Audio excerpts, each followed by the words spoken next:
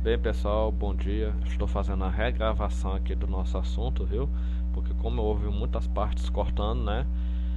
A gente vai refazer aqui a aula, tá bom? O assunto é conceitos elementares da lógica, beleza? Então vamos lá. Essa parte do resumo aqui eu acredito que vocês não tenham travado, né? Então vamos lá. Introdução, né? A primeira parte que nós iremos ver é essa parte da lógica formal. Embora existam muitas definições para o campo de estudo da lógica, essas definições não diferem essencialmente uma das outras. Há um certo consenso entre os atores de que a lógica tem por objeto de estudo as leis gerais do pensamento e as formas de aplicar essas leis corretamente na investigação da verdade. Então, gente, essa parte da lógica formal, né, ou da lógica em si, ela está caracterizada, por mais que a gente esteja falando sobre lógica matemática, ela está muito interligada com várias outras áreas, principalmente a matemática, a filosofia e também a ciência da computação, como eu falei hoje no grupo, né? Porque a lógica, pessoal, é um pensamento lógico, é a busca pela verdade, a busca pelo conhecimento. E através de uma verdade, você pode gerar outras verdades, em busca de novos conhecimentos através daquela. É tipo você fazer a leitura de um texto, o que é que vai acontecer? Quando você fazer a leitura de um determinado texto, através daquele texto, aquilo ali vai te gerar novos conhecimentos, novas verdades, né? Por assim dizer. Então, a lógica ela tem qual principal objetivo? Estudar as leis gerais do pensamento, tudo aquilo ali que está no nosso pensamento.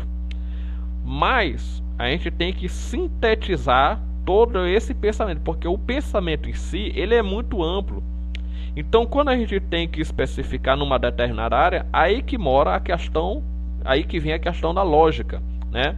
Por exemplo, foi encontrado textos na Índia, primeiramente, mas é sábio dizer que o ensino mesmo, o estudo da lógica, ela começou por volta do século IV a.C., na Grécia Antiga, que todo mundo sabe que é o berço da civilização, é onde as maiores mentes de todos os tempos se encontraram lá naquela época, né? Em que o verdadeiro criador da lógica é Aristóteles, né? Por mais que não tenha sido ele o primeiro a falar sobre a lógica, mas foi ele quem sistematizou, quem organizou esse conhecimento, elevando uma categoria de ciência, ou seja, colocando a lógica em um outro patamar, ok? Então, resumindo, Aristóteles ele conseguiu encontrar materiais para sistematizar, para organizar todos esses estudos da lógica e através disso ela se tornar uma ciência, tá bom?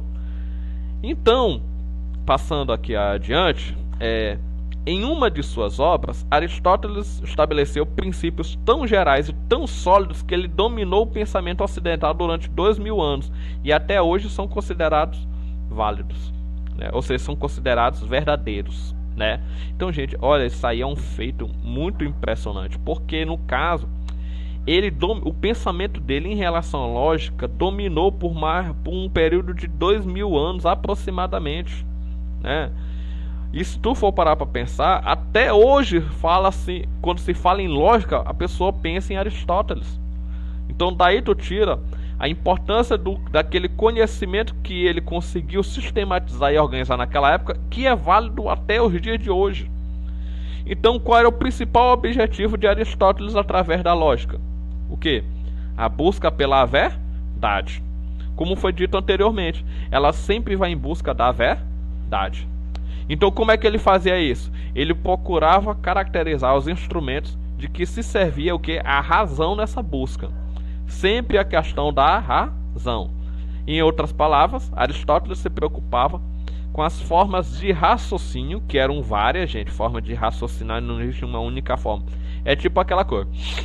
Cada pessoa, quando você vai estudar para uma prova, né? Cada pessoa vai em busca de adquirir o conhecimento para aquela prova, correto? Mas a forma de estudar, cada uma é diferente. Cada um tem o seu método de estudar, de tentar lembrar de todo aquele conhecimento, de estudar todo aquele conhecimento, tá bom? Então, Aristóteles se preocupava muito com essas formas de raciocínio, que a partir de conhecimentos considerados verdadeiros, ou seja, a verdade, novamente, permitiam obter novos conhecimentos Resumindo, gente, ele pegava um determinado texto, uma determinada frase, e através dessa frase, verdade, uma frase verdadeira, ela ia em busca de outras verdades. Ela te levaria ao conceito de novas verdades, à descoberta, certo? É tipo, tu faz a leitura de um texto, o que é que você faz? Você faz a interpretação do seu texto, e através da sua interpretação, você gerou uma nova verdade com base naquela verdade que foi dita anteriormente. Beleza?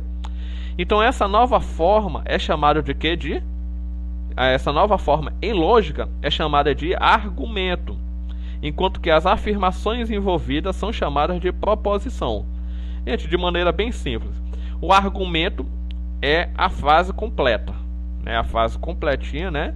E a proposição é as palavras que compõem esse argumento. Então vamos falar bem aqui, eu sou professor de matemática. Um exemplo, eu sou professor de matemática é o argumento. A proposição é cada uma dessas palavras. Eu, aí vem o sou, depois professor, aí o de, depois por último matemática. Então a união dessas proposições forma quem? O argumento que eu sou professor de matemática. E tal que afirme que uma delas é derivada das demais. Ou seja, através dessa frase você pode formular outras, né? E por aí vai. Usualmente, a proposição derivada é a chamada de conclusão, como o próprio nome diz. A conclusão é o final, viu, gente? É o finalzinho dela lá, no caso. E as demais é chamada de premissa. Então a conclusão é isso aí, ó, é o final, tá bom? Vamos ver bem aqui um exemplo, ó, para vocês verem aqui, ó. Em um argumento válido, as premissas são consideradas provas evidentes da verdade da conclusão. Eis um exemplo de argumento. Se eu ganhar na loteria, serei rico. Outra frase, eu ganhei na loteria, logo sou rico. Com base nesse texto, pessoal, dá para se entender mais ou menos, dá para se entender especificadamente o que, ó. Esse sou rico é a conclusão.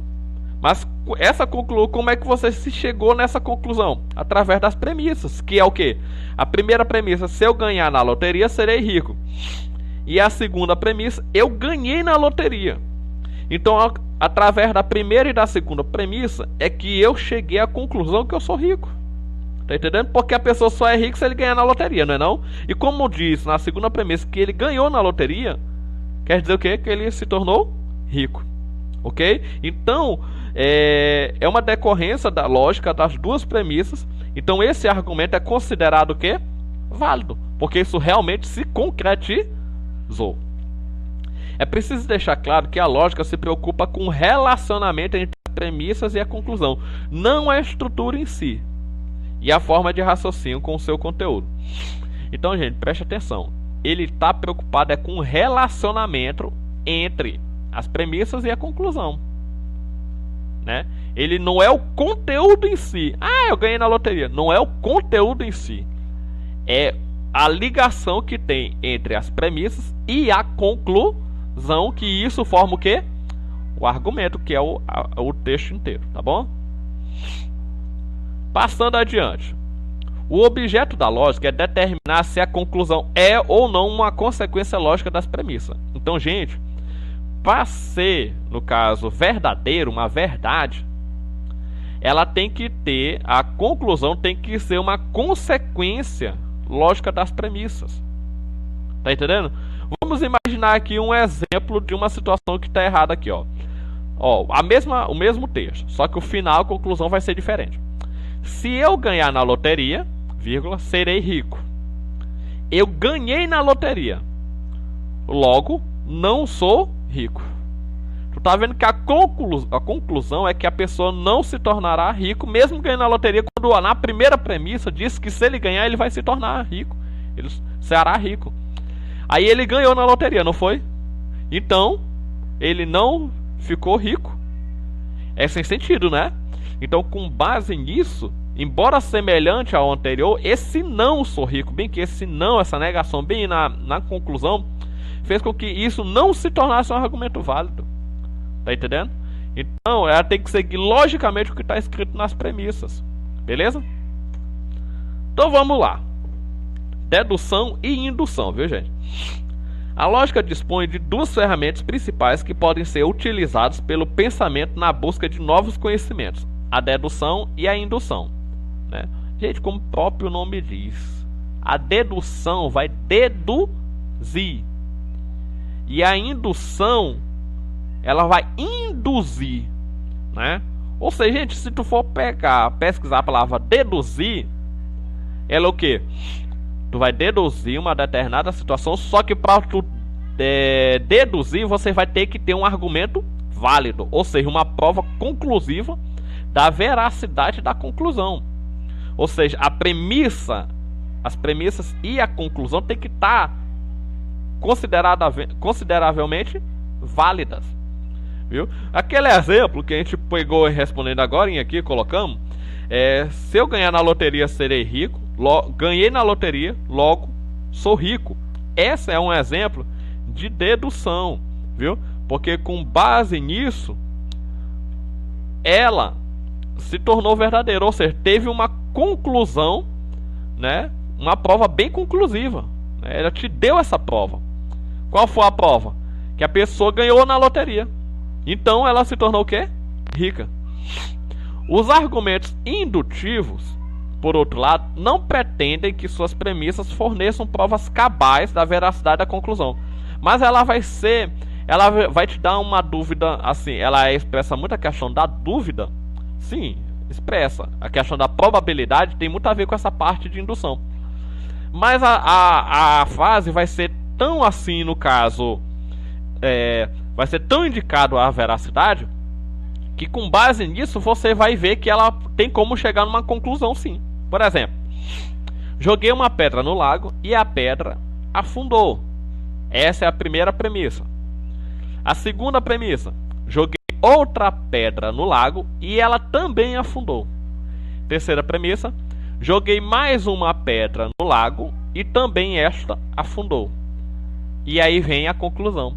Logo, se eu jogar uma pedra no lago, ela vai afundar. Ou seja, tu tá vendo que a questão da dúvida do se, possivelmente, a indução, ela causa essa expressão de dúvida, enquanto que na dedução não, ela te dá uma prova concreta. Aqui não. Mas com base nessa dúvida, você pode ter certeza que, dependendo da frase aqui do texto, se eu jogar uma outra pedra no lago, é claro que ela vai afundar. Tá entendendo? Então, por mais que ela expressa dúvida, ela vai se consolidar.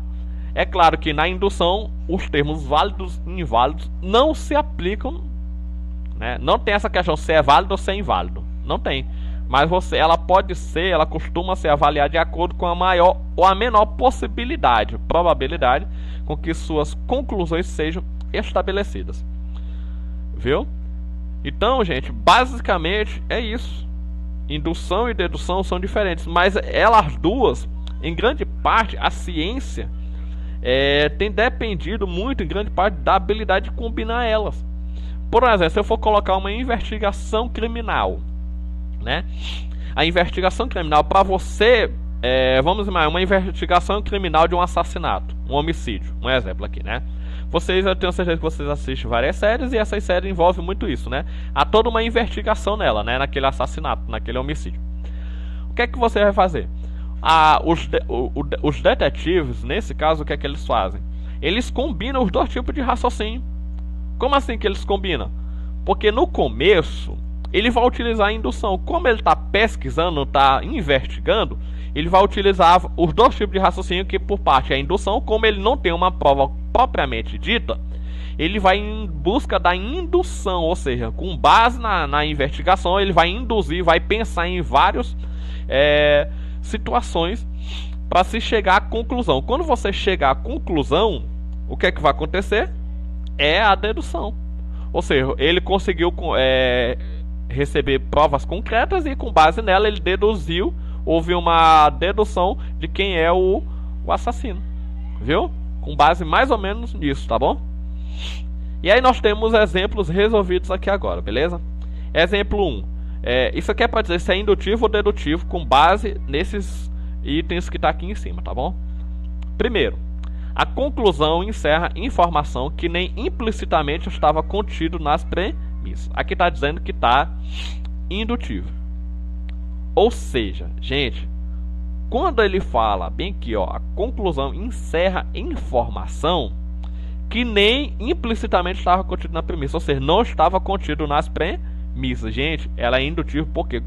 Porque na dedutiva ela vai ter que estar, todas as informações da conclusão vai ter que estar lá nas premissas. Tá entendendo? Você só pode concluir na dedução se os itens estiver nas premissas. Então aqui encerra informação que nem está implicitamente, não está propriamente dito contido nas premissas. Então, como não está lá nas premissas, isso é indutivo. 2.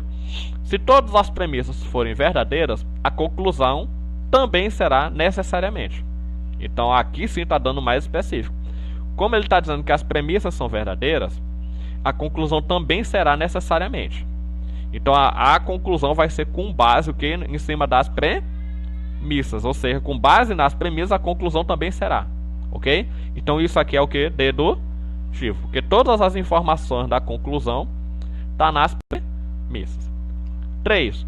Toda a informação ou conteúdo factual da conclusão já estava, pelo menos implicitamente, contido nas premissas. A mesma coisa aqui, ó, dedutivo. Por quê? Porque todas as informações, né, estavam na premissa. Ou seja, você só concluiu com base no que estava nas premissas. 4. Se todas as premissas são verdadeiras, a conclusão é, provavelmente, porém não necessariamente verdadeira. Olha, tá vendo a questão provavelmente, dúvida.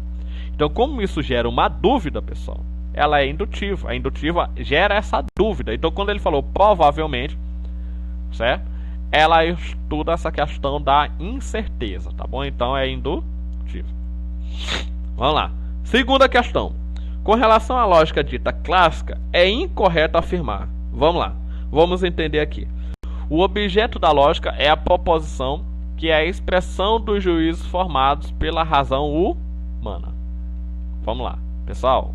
O que é a proposição, pessoal? É o trecho, é cada partezinha, cada palavra que compõe uma frase, né? Então, como ela é a expressão do juízo formado pela razão humana, o que é que você vai pegar? É tipo uma caça-palavra. Tu vai pegar várias palavras e, através da razão humana, você vai chegar e formular uma frase que tenha sentido, né? Porque aí a proposição só vai ser válida se tiver sentido na formulação da frase. Ou seja, que é um conjunto de palavras. Tipo quando eu coloquei bem aqui, eu sou professor de matemática. Eu poderia botar matemática, eu sou professor. Ficaria sem sentido, né? Porque houve uma troca nas palavras e isso aí ficou sem sentido, né? Então, quando eu falo na razão humana, você vai formular, vai pegar todas essas proposições e colocar na ordem certa para que formule uma frase que faça sentido, beleza? Então, correto. Letra B. A lógica estuda e define as regras do raciocínio correto. Porém, não é de sua competência estabelecer os princípios que as proposições devem seguir. Gente, com base no que eu falei anteriormente, bem aqui em relação à letra A, ela é verdadeira. Nesse caso, isso aqui está errado. Porque ele diz que não é de sua competência estabelecer os princípios que as proposições devem seguir. Ou seja, não é da competência da lógica você utilizar as proposições das palavras e formular uma frase que tenha sentido. Com certeza é, gente. Ou seja, como é que tu vai formar uma frase, tu vai pegar várias palavras e não vai organizar essas palavras para formar uma frase propriamente dita que tenha sentido? É lógica. Então, nesse caso, como ele disse que não é de sua competência, ela está errado, porque é de sua competência você pegar várias palavras e, através dela, formar um texto. Tá entendendo? Então, essa é a alternativa que está incorreta. Exemplo 3. Vamos lá. Essa questão é bem interessante, pessoal. Vamos lá. Helena acha que seu relógio está 3 minutos atrasado, quando, na verdade, ele está 12 minutos adiantado. Vamos ver aqui a primeira situação. há um intervalo de tempo do pensamento dela para o pensamento correto de 15 minutos. Porque se tu for pegar 3 minutos que ela pensa que está atrasado e somar com os 12 que está adiantado, vai dar o quê? Um intervalo de tempo de 15 minutos, correto? Correto. Então 15 minutos é o intervalo de tempo que há entre o pensamento dela e o pensamento correto. Viu? Grave esses 15 minutos bem. Como ela disse que chegou 8 minutos atrasado, né? O que é que tu vai fazer? Vamos estabelecer aqui um horário, pessoal. É só estabelecer o que? Um horário. Como é que seria esse horário? Beleza. Vamos imaginar que ela tem que estar no trabalho 8 horas, né? Então, como ela está com o pensamento que está 8 minutos atrasado, é 8 e 8, né? Só que se tu, como ela está com esse pensamento errado aqui, tu vai tirar o quê? 15 minutos desse 8 horas e 8 minutos. Tirando 15 minutos desse 8 e 8, vai dar quanto? 7h53, né? Tirando 15 minutos desse 8 e 8, que é o pensamento dela que está atrasado, né? Eu estabeleci o horário de 8 horas para ela estar lá no trabalho. Ela está com o pensamento que é 8 e 8 é 8 e 8. Então, tu tira 15 minutos desse 8 e 8, que é o pensamento dela, que é o prazo lá dos 15 minutos que eu coloquei bem aqui, vai dar quanto? 7h53. Então, como é 7h53 e o horário que ela tem que estar lá no trabalho é 8 horas, então fica quantos minutos? Ou seja, ela está 7 minutos adiantado. Logo, qual é a alternativa correta? Letra C de casa. Ela está 7 minutos adiantado, beleza? E aí, com base nesses exemplos, eu quero que vocês respondam os exercícios, tá bem? Que a primeira e a segunda questão, ela é só questão de lógica, tá bom? Tem que prestar muita atenção, ler bastante, com bastante calma, o textozinho que tá aqui, tá bom? E aí fazer as devidas situações, tá bom? Vamos lá, só são 4 questões, tá bem? E as questões, viu? Aí qualquer dúvida que vocês tiverem, vocês podem estar me procurando, beleza? Lembrando que vocês precisam copiar as questões, beleza? Não se esqueça de copiar e responder elas. Depois é só tirar uma foto e me mandar no privado, beleza, gente? Então a aula de hoje é aqui, viu? Qualquer coisa, eu estou à disposição para tirar qualquer dúvida, beleza? Pois é, até mais.